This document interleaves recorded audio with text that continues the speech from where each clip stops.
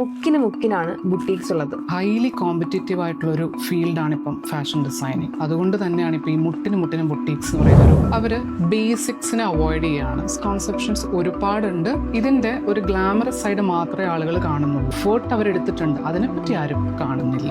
Fashion designer അല്ലാതെ നമുക്ക് ഒരുപാട് ഓപ്പർച്യൂണിറ്റീസ് ഉണ്ട്. ഫാഷൻ ഡിസൈനിങ് ഇന്ന് പലർക്കും ഒരു കരിയർ മാത്രമല്ല, അത് അവരുടെ പാഷനും കൂടെയാണ്. ഇന്ന് നമ്മളോടൊപ്പം ഉള്ളത് സ്കിൽഹാരയിലെ ക്രിയേറ്റീവ് ഹെഡും ഫാഷൻ ഡിസൈനിങ് ഫാക്കൽറ്റിയുമായ ഹാൻവിസ് ആണ്. വെൽക്കം മാം.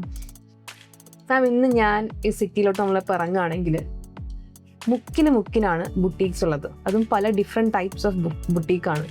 വെഡ്ഡിങ്ങിന് വേണ്ടിയിട്ടൊരു ബുട്ടീക്ക്, അല്ലെങ്കിൽ നോർമൽ കാഷ്വൽ ഡ്രസ്സിന് വേണ്ടിയിട്ടുള്ള ബുട്ടീക്കൊക്കെയാണ്.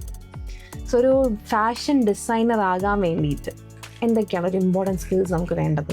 ഓക്കെ, സോ ഇന്നത്തെ കാലത്ത് ഹൈലി കോമ്പറ്റീറ്റീവ് ആയിട്ടുള്ളൊരു ഫീൽഡാണ് ഇപ്പം ഫാഷൻ ഡിസൈനിങ്. അതുകൊണ്ട് തന്നെയാണ് ഇപ്പോൾ ഈ മുട്ടിന് ബുട്ടീക്സ് എന്ന് പറയുന്ന ഒരു ഓപ്ഷൻ പോലും അവർക്ക് എടുക്കാനായിട്ട് പറ്റുന്നത്. സോ ഇപ്പോൾ പണ്ടത്തെ കാലത്തൊക്കെ നമുക്ക് പറയാൻ പറ്റും ക്രിയേറ്റീവ് സ്കില്ല് മാത്രം ഉള്ളൂ എങ്കിൽ നമുക്കൊരു ബുട്ടീക്ക് അല്ലെങ്കിൽ ഒരു ഡിസൈനിങ് മേഖലയിൽ നല്ല രീതിയിൽ മുന്നോട്ട് പോകാവുന്ന.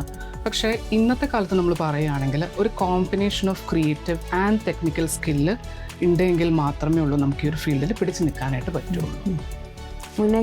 ജസ്റ്റ് തയ്ക്കാൻ അറിഞ്ഞാൽ മതി. ജസ്റ്റ് പാറ്റേൺ എടുക്കുന്നു, അത് കട്ട് ചെയ്യുന്നു, സ്റ്റിച്ച് ചെയ്യുന്നു, അത് ആർക്ക് വേണമെങ്കിലും നമുക്ക് ചെയ്യാനായിട്ട് പറ്റും. പക്ഷെ ഈ ടെക്നിക്കൽ സ്കില്ല് നമ്മൾ ഈ പറയുമ്പോൾ നമ്മളൊരു ഡിസൈൻ എയർ ചെയ്യുന്നു, അതിപ്പോൾ ആളുകളിലേക്ക് എത്തുന്ന എങ്ങനെയാണ്? സോഷ്യൽ മീഡിയ ത്രൂ ആണ് അല്ലേ?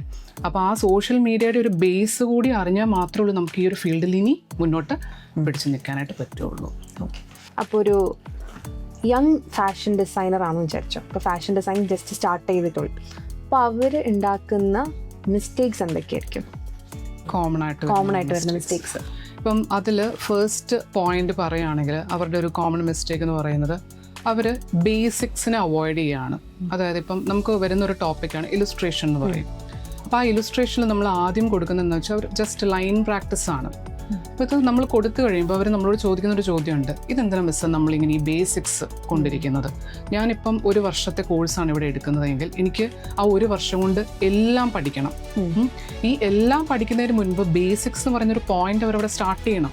എന്നാൽ മാത്രമേ ഈ ബേസിക്സിൽ നിന്ന് ഡെവലപ്പ് ചെയ്ത് അവർക്ക് ഒരു ഹൈ എൻഡിലേക്ക് എത്താനായിട്ട് പറ്റുള്ളൂ. അതാണ് ഇവർ ഫസ്റ്റ് കോമൺലി കാണുന്നൊരു മിസ്റ്റേക്സ്. പിന്നെ പെട്ടെന്ന് ഗീവ് അപ്പ് ചെയ്യുവാണ്.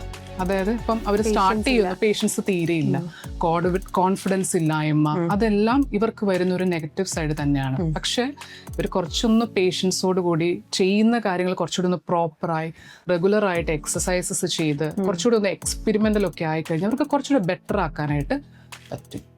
അപ്പം മെയിനായിട്ടും ഈ രണ്ട് കാര്യങ്ങളാണ് കൂടുതൽ അവർ കോൺസെൻട്രേറ്റ് ചെയ്യേണ്ടത്. ഫാഷൻ ഡിസൈനിങ്ങിനെ പറ്റിയിട്ടുള്ള ഒരു മിസ്കോൺസെപ്ഷൻസ് ഒക്കെ എന്തായിരിക്കും? ഓക്കെ, മിസ്കോൺസെപ്ഷൻസ് ഒരുപാടുണ്ട്. അതിൽ നമുക്ക് ഒരു 2-3 പോയിന്റുകൾ നോക്കാം. അതിൽ ഫസ്റ്റ് വരുന്നൊരു പോയിന്റ് ഫാഷൻ ഡിസൈനിങ് വളരെ ഈസിയാണ് എന്നുള്ളൊരു പോയിന്റാണ്. പക്ഷേ ലിറ്ററലി സ്പീക്കിംഗ് അത്ര ഈസി ആയിട്ടുള്ളൊരു ഏരിയ അല്ല. അതിൽ കൂടുതൽ മിസ്റ്റേക്സ് നമുക്ക് നമ്മുടെ കയ്യിൽ നിന്ന് വരുന്ന കാര്യങ്ങൾ ചിലപ്പോൾ മിസ്റ്റേക്സ് ആയിട്ട് പോകാനായിട്ടുള്ള ചാൻസസ് ഉണ്ട്. അതെന്ന് പറഞ്ഞാൽ ചലഞ്ചസ് നമ്മൾ ഒരുപാട് ഫേസ് ചെയ്യും. ആ ചലഞ്ചസിനെല്ലാം പോസിറ്റീവായിട്ട് കൊണ്ടുവരാൻ വേണ്ടിയിട്ട് നമ്മൾ ശ്രമിക്കണം. ഇതിൻ്റെ ഒരു ഗ്ലാമറസ് സൈഡ് മാത്രമേ ആളുകൾ കാണുന്നുള്ളൂ. അതായത് ഇപ്പം നമ്മൾ ഇൻസ്റ്റയിൽ ഒരു പോസ്റ്റ് കാണുന്നു അല്ലേ, അതൊരു 2 minutes അല്ലെങ്കിൽ ഒരു 3 minutes പോകുന്ന ഒരു പിക്ചർ അല്ലെങ്കിൽ ഒരു റീല് അങ്ങനെയാണ്. പക്ഷേ ആ പിക്ചറിൻ്റെ പിന്നിൽ ആ ഒരു ഡിസൈനിലേക്ക് എത്താൻ വേണ്ടിയിട്ട് മാസങ്ങൾ അവർ കഷ്ടപ്പെട്ടിട്ടുണ്ടാവും. ഇതൊന്നും ആരും കാണുന്നില്ല.